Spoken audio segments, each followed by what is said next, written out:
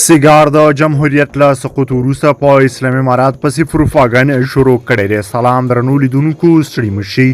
د دې مطلب پوره جزئیات را سره همدې ویډیو کې وګورئ او د داسې نورو ډېرو تازه پر وخت دقیقو خبرونو مطالبو لپاره در سره زموږ یوټیوب چینل سبسکرایب کړئ. اسلامي امارت د افغانستان د بیرغونې په برخه کې د امریکا د ځانګړي څارونکي ادارې یا سیګار تازه راپور پروپاګاندا بللی دی او رد کړی دی.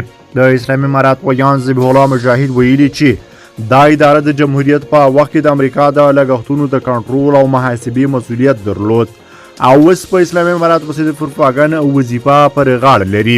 سیګار په یو راپور کې ویلي چې اسلامي امارات د واک د ساتلو لپاره د بېلابېلو ډلو لخوا له امنیتي ننګونو سره مخ دی. سیګار د روان کال د لومړۍ روبي په راپور کې د داعش، القاعده او د اسلامي امارات پر وړاندې د مقاومت بېلابېلې ډلې په ځانګړې توګه د ملي مقاومت جبهې ته اشاره کړې ده.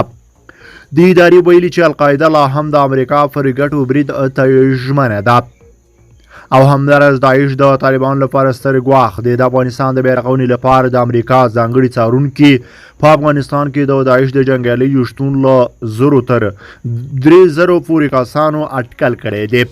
خو د اسلامي امارات ویان په یو بیان کې د سیګار د دغه راپور په خبرګون کې په افغانستان کې د بشپړ امنیت خبره کړې ده. ویلي دي چې هیڅ ډلې ته به اجازه ورنکړي چې د هیواد امنیت خراب کړي او یا د افغانستان خاوره د نورو هیوادونو پر ضد وکاروي. د هغه په وینا چې په افغانستان کې هیڅ بهرنۍ ډله فعاله نه ده او د داعش استخباراتي پروژه هم سخته ځپل شوې ده. مجاهد زیاته کړي چې د افغانستان د خلکو په ګډون ټول نړۍ پوهیږي چې د اسلامي امارت له بیا ځلې واکمنېدو راهیسې دا ډول امنیت په تېرو 40 کلونو کې نه و تجربه شوی. تاسو څه نظر لرئ؟